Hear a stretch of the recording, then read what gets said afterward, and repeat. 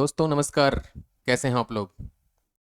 दोस्तों, रेलवे भर्ती बोर्ड यानी कि आरआरबी की परीक्षाओं की दुंदुभी बज चुकी है, रणभेरी बज चुकी है और सेनापति अपने अपने हथियार के साथ मैदान में कूद चुके हैं। अब आप बताइए कि आप कहाँ पे खड़े हैं? आप पैदल सिपाही हैं या रथ हैं या घोड़े पे सवार हैं या आप हाथी पे हैं? आप कैसे हैं? लड़ाई कैसे करनी है आपको, ये आपको तय करना है। अगर आपने अभी तक कुछ नहीं सोचा है तो जितना जल्दी हो सके आप तैयारी कर लीजिए दोस्तों। परीक्षा जल्दी ही संभावित है। तो आज हम लोग बात करेंगे भौतिक विज्ञान के बारे में दोस्तों। और भौतिक विज्ञान में जो टॉपिक आज आपसे डिस्कस करना चाहता हूँ उसका नाम है Newton's laws of motion. Newton के गति के नियम। बड़े गौर से देखें आप लोग। Newton's laws of motion.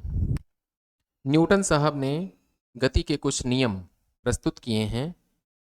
उनको कहा जाता है न्यूटन के गति के नियम।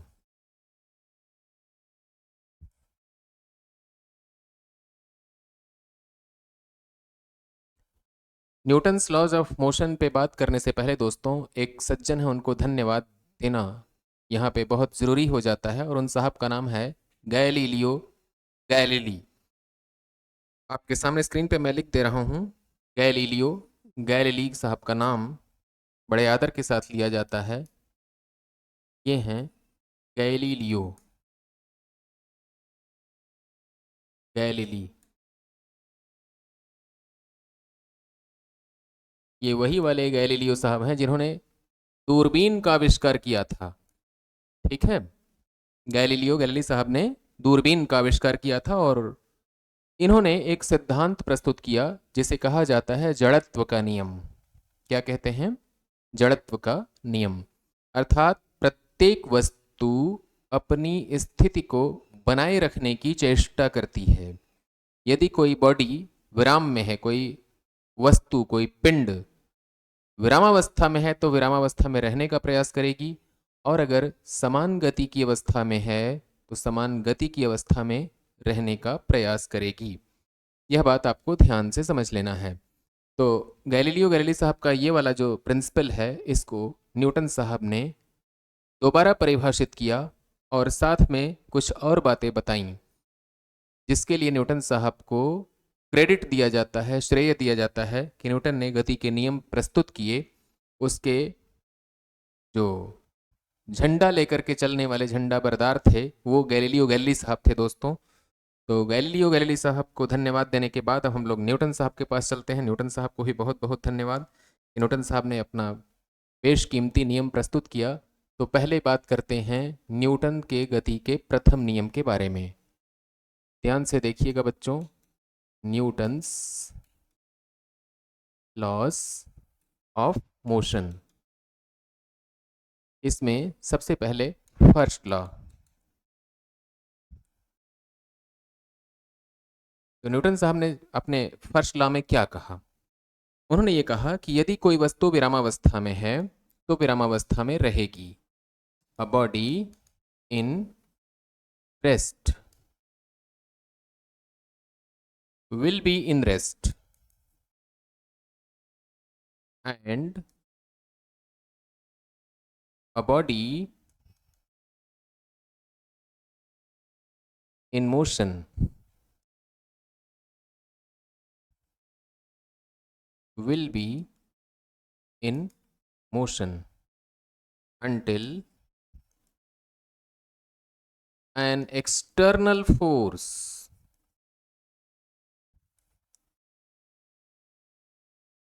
is exerted upon it। इस बात को समझिए।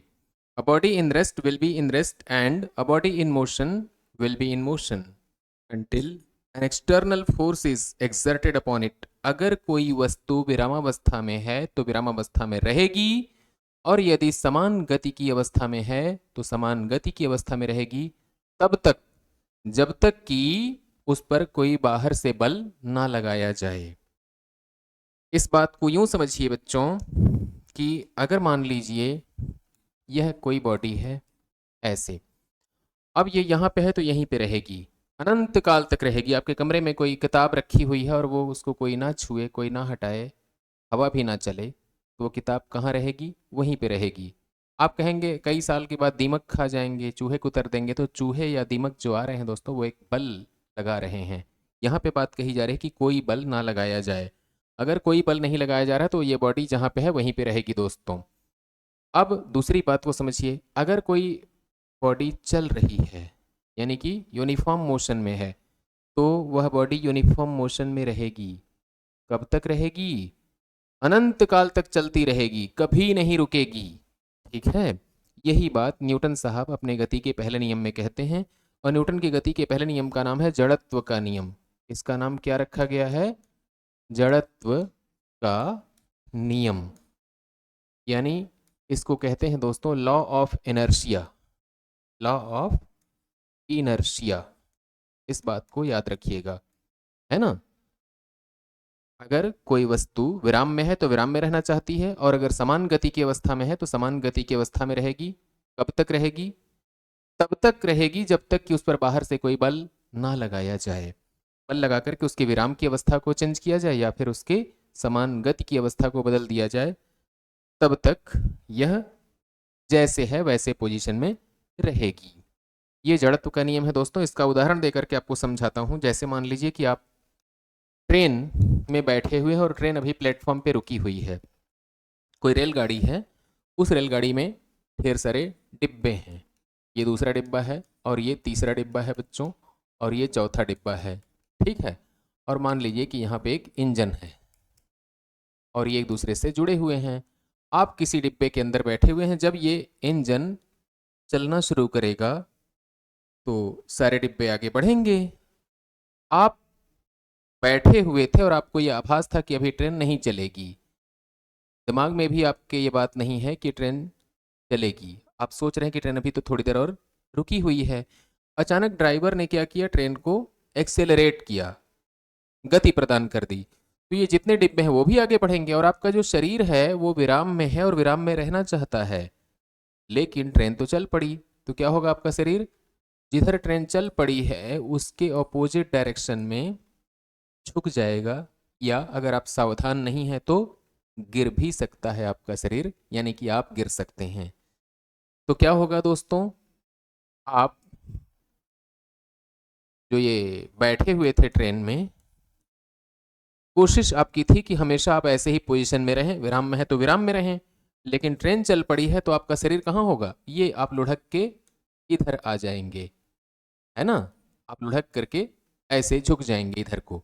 ये क्या है दोस्तों? ये न्यूटन साहब का गति का पहला नियम है। और दूसरी बात, अगर मान लिए कि ट्रेन चल पड़ी, आप गिरे लेकिन फिर से उठ करके संभल गए और अब ट्रेन अपनी रफ्तार में आ गई है, ट्रेन चलने लगी है। तो अगर ट्रेन चलने लगी है तो आपका शरीर भी ट्रेन के साथ साथ गतिशील है। अचानक ड्राइवर ने ब्रेक लगा दिया तो क्या होगा? अब जब ब्रेक लगाएगा बच्चों तो कौन सी घटना घटेगी? देखिएगा, आप ट्रेन में बैठे हुए हैं और आपकी ट्रेन चल रही है। अचानक से ऐसा हुआ कि ड्राइवर साहब ने ब्रेक लगाया तो ट्रेन तो रुक गई, लेकिन आपका शरीर चलना चाहता है, और चलना चाहता है तो क्या होगा? आपका शरीर अब इधर को, मतलब जिस दिशा में गतिशील थी ट्रेन उस दिशा में झुक जाएगा। ये है जड़त्व का नियम, यानी गतिशीलता का जड़त्व, स्थिरता का जड़त्व, है ना। इनर्शिया ऑफ रेस्ट और इनर्शिया ऑफ मोशन, ये दो प्रकार का जड़त्व होता है। अगर आप रेस्ट में हैं तो रेस्ट में रहना चाहते हैं, इस टेंडेंसी का नाम है इनर्शिया ऑफ रेस्ट। और अगर आप समान गति की अवस्था में हैं तो समान गति की अवस्था में रहना चाहते हैं, इसका नाम क्या है? Inertia of motion. यानी कि आप मोशन में हैं तो मोशन में रहना चाहते हैं, इस टेंडेंसी का नाम क्या है? Inertia of motion. इसका एग्जाम्पल एक और आपको पेश कर रहा हूँ, बड़े गौर से देखिएगा बच्चों। मान लीजिए कि यह एक कोई गिलास है, ठीक, जमीन पे रखा हुआ है गिलास या टेबल पे रखा हुआ है। इस गिलास के ऊपर आपने एक ये कोई कागज़ का टुकड़ा रख दिया है इस तरह से। जब कागज़ का टुकड़ा रख के ढक देंगे आप इसको, तो ढकने के बाद क्या होगा बच्चों? मान लीजिए कि आपने ऐसे इसको ढक दिया। अभी तक तो ये आपके पास गिलास है। अब इसको जब आप ढकेंगे ऐसे ऐसे ऐसे, ये ढक दिया, तो ढकने के बाद क्या होगा बच्चों, ये ऊपर से देखने पे आपको ऐसा नजर आएगा। अब इस पे आपने कोई मान लीजिए कि 5 रुपए का एक सिक्का रख दिया। कैसा सिक्का, जिसको थोड़ा हैवी आप समझते हो अपनी समझ से, ऐसा सिक्का रख दिया आपने, या 10 रुपए का सिक्का रख दिया। अब ये जो गत्ते का टुकड़ा है या ताश खेलने का जो कार्ड होता है, उसको आपने ऐसे धक्का दिया अपने उंगली से, पुश किया जोर से झटके से, तो ये ताश का पत्ता आगे चला जाएगा लेकिन सिक्का गिलास में आके गिरेगा। क्यों? इसलिए ऐसा होगा क्योंकि सिक्का रेस्ट में है और रेस्ट में रहना चाहता है, उसकी टेंडेंसी है रेस्ट में रहने की, इसलिए वो नीचे आके गिर जाएगा और ताश का पत्ता आगे बढ़ जाएगा। तो ये कहलाता है बच्चों इनर्शिया ऑफ रेस्ट या स्थिरता का जड़त्व। आगे लिए चलते हैं आपको, अब न्यूटन की गति के दूसरे नियम पे बात करते हैं। देखिए न्यूटन का गति का दूसरा नियम।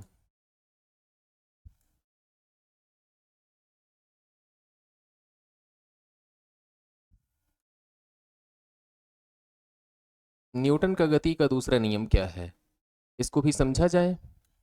देखिए न्यूटन का गति का दूसरा नियम, बोलचाल की भाषा में आप लोग क्या कहते हैं, F=ma।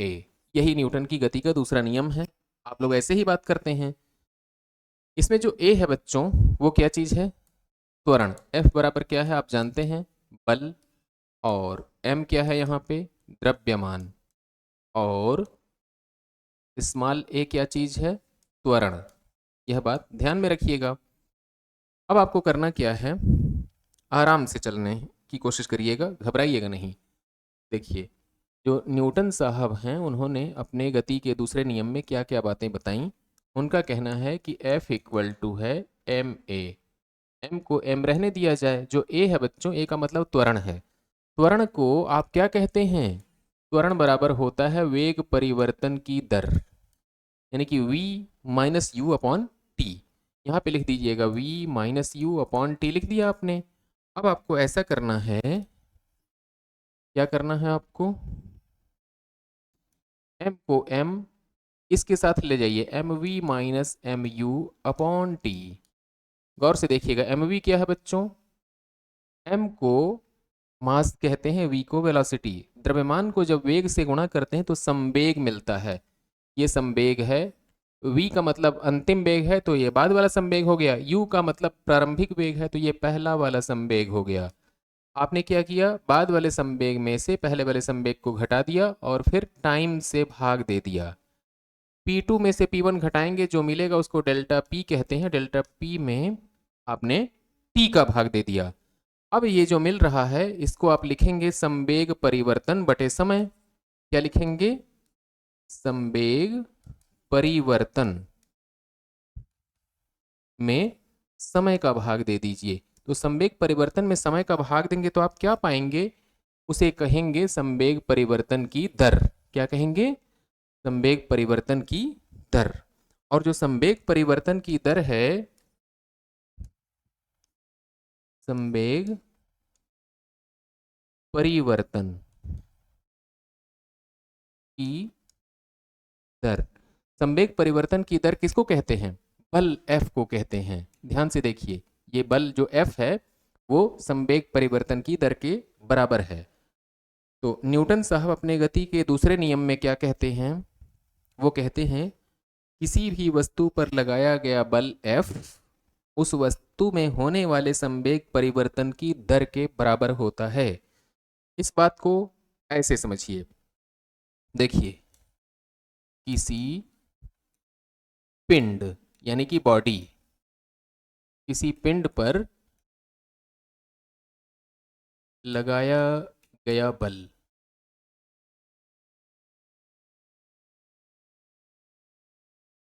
उस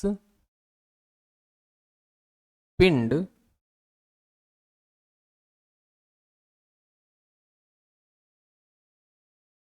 में होने वाले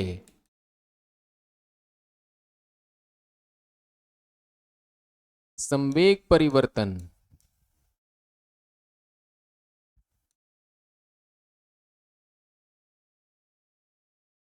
की दर के बराबर होता है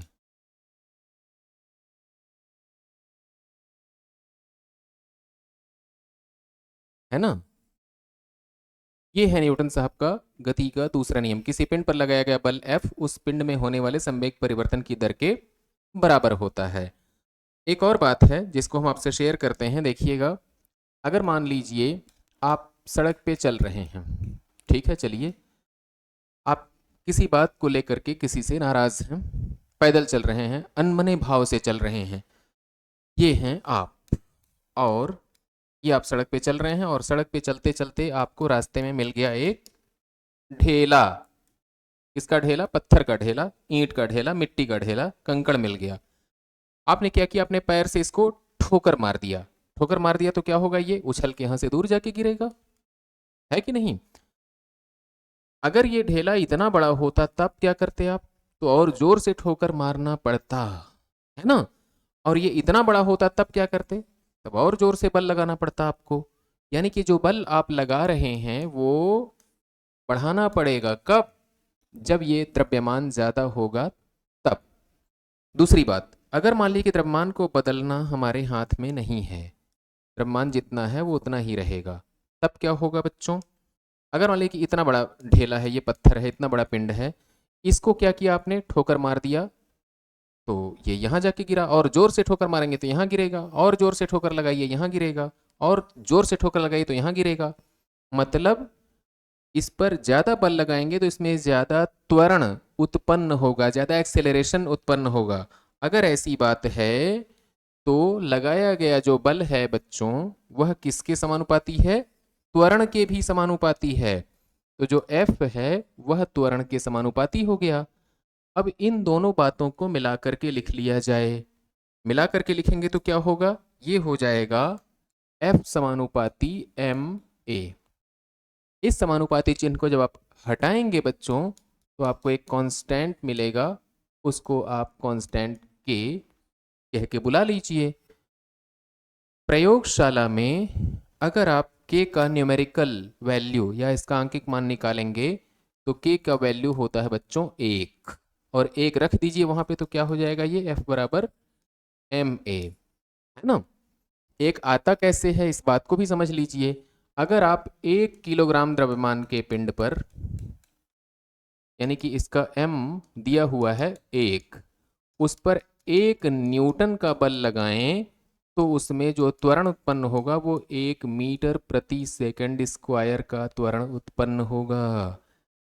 यानी यहाँ पे 1 रख दें तो यहाँ पे 1 और 1 मिलेगा। 1 किलोग्राम द्रव्यमान के पिंड पर 1 न्यूटन का बल लगाएंगे तो 1 मीटर पर सेकंड स्क्वायर का एक्सेलरेशन पैदा होगा। इससे पता चलता है कि k का मान कितना है? 1।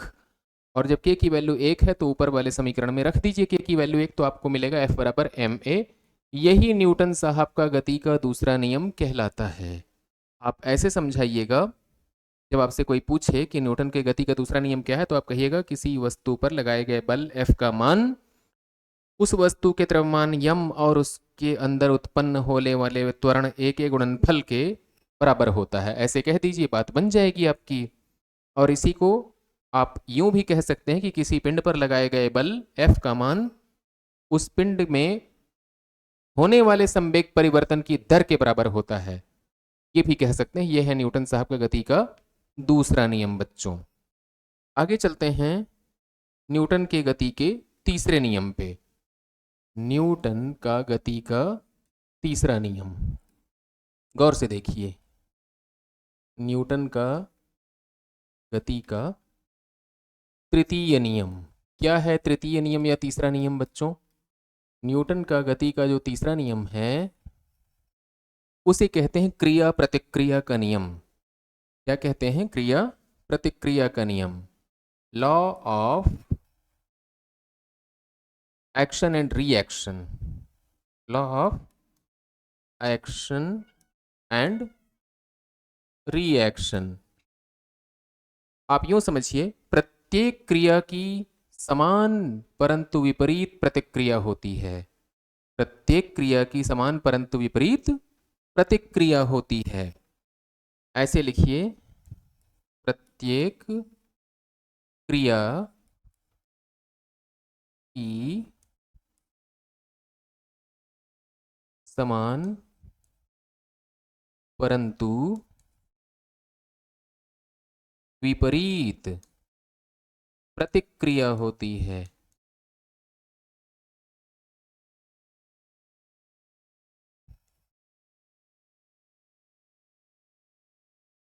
For each and every action there is an equal and opposite reaction। कैसे लिखेंगे बच्चों? For each and every action there is an equal and opposite reaction। ये बात, प्रत्येक क्रिया की समान परंतु विपरीत प्रतिक्रिया होती है, यानी कि अगर किसी पिंड पर आपने बल लगाया तो वो पिंड भी आपके ऊपर उतना ही बल विपरीत दिशा में लगाएगा। जैसे मान लीजिए कि ये कोई पिंड रखा हुआ है ऐसे, और इस पर ऊपर से मान लीजिए बल लग रहा है ऐसे। कहाँ पे लग रहा है? जिस ग्राउंड पे रखा हुआ है उस ग्राउंड पे यह पिंड बल लगाएगा। पिंड का द्रव्यमान अगर m है और पृथ्वी का गुरुत्वीय त्वरण g है तो mg फोर्स लगेगा नीचे को, और जितना फोर्स नीचे को लग रहा है उतना ही बड़ा प्रतिक्रिया बल ऊपर की तरफ लगेगा। यानी कहाँ लगेगा? ये इधर को, बड़े गौर से देखिएगा, ऊपर को लगेगा प्रतिक्रिया r। r की वैल्यू किसके बराबर होती है बच्चों? इसी mg के बराबर होती है। इसको कहते हैं प्रतिक्रिया या रिएक्शन। जैसे अगर आप जमीन पर खड़े हैं तो क्यों खड़े हैं? क्योंकि आप जमीन पर जितना बड़ा बल लगाते हैं जमीन भी उतना ही बल ऊपर की तरफ आपके ऊपर लगा रही है, इसलिए आप खड़े हैं, इसीलिए आप चल पा रहे हैं। कल्पना कीजिए कि आपको हम बालू के ऊपर खड़ा कर दें तो बालू में आप धंसने लगते हैं। क्यों? क्योंकि जितना बल आपका शरीर बालू पर लगा रहा है बालू से उतनी प्रतिक्रिया नहीं मिलती, इसीलिए आप धंसते हैं। कीचड़ या दलदल में अगर आपको खड़ा कर दिया जाए तब वहाँ भी प्रतिक्रिया कम मिलती है, इसलिए आप धंसने लगते हैं दलदल में, है ना? तो प्रतिक्रिया क्या होता है आप समझ गए। अब हम बात कर लेते हैं बच्चों संवेग के बारे में। संवेग क्या होता है इसको आइए देख लेते हैं। संवेग यानी कि मोमेंटम। क्या होता है संवेग या मोमेंटम? तो जब कोई m द्रव्यमान का पिंड v वेग से गतिमान हो, यानी कि कोई पिंड है जिसका द्रव्यमान m है और v वेलोसिटी से वो गति की अवस्था में है, तो उसका जो संवेग होगा वो mv कहलाता है। क्या कहलाता है? mv। उसे कहते हैं मोमेंटम। यानी कि द्रव्यमान और वेग के गुणनफल को संवेग कहते हैं। और संवेग क्या है बच्चों? एक सदिश राशि है, वेक्टर क्वांटिटी है, और इसका जो मात्रक होता है वो क्या होगा? किलोग्राम मीटर प्रति सेकंड। याद रखिएगा संवेग का मात्रक क्या होगा? किलोग्राम मीटर प्रति सेकंड। यह एक वेक्टर क्वांटिटी है, इसको जिस अक्षर से रिप्रेजेंट करते हैं उसका नाम है अक्षर p। p से पेश करेंगे बच्चों, गौर से देखिएगा, यह है p equal to m v. अब दूसरी बात आपसे बात कर लेते हैं, वो है आवेग। आवेग क्या होता है? आवेग को हम लोग कहते हैं अंग्रेजी में इम्पल्स। अंग्रेजी में क्या कहते हैं इसको? इम्पल्स। तो आवेग क्या होता है बच्चों? जब कोई बल किसी पिंड पर बहुत थोड़े समय के लिए लगाया जाए, जब कोई बल किसी पिंड पर बहुत थोड़े समय के लिए लगाया जाए तो बल और उस टाइम इंटरवल का जो गुणनफल होता है उसे कहते हैं आवेग। क्या कहते हैं? आवेग मतलब इम्पल्स। ये अक्षर आई से रिप्रेजेंट करेंगे। यह भी क्या होता है बच्चों? वेक्टर क्वांटिटी है। यानी कि इम्पल्स बराबर क्या होता है? फोर्स इनटू टाइम, है ना? तो इम्पल्स का मात्रक क्या होगा? Newton second. इम्पल्स का जो यूनिट होगा वो क्या होगा? Newton second. यह बात याद रखिएगा, इम्पल्स की यूनिट क्या होगी? न्यूटन सेकंड, है ना? तो मेरा ख्याल है कि आप लोगों को ये बातें समझ में आई होंगी बच्चों, और न्यूटन्स लॉज ऑफ मोशन के न्यूमेरिकल्स लेकर के अगले वीडियो में आपके सामने आऊँगा। तब तक के लिए आज्ञा दीजिए। नमस्कार।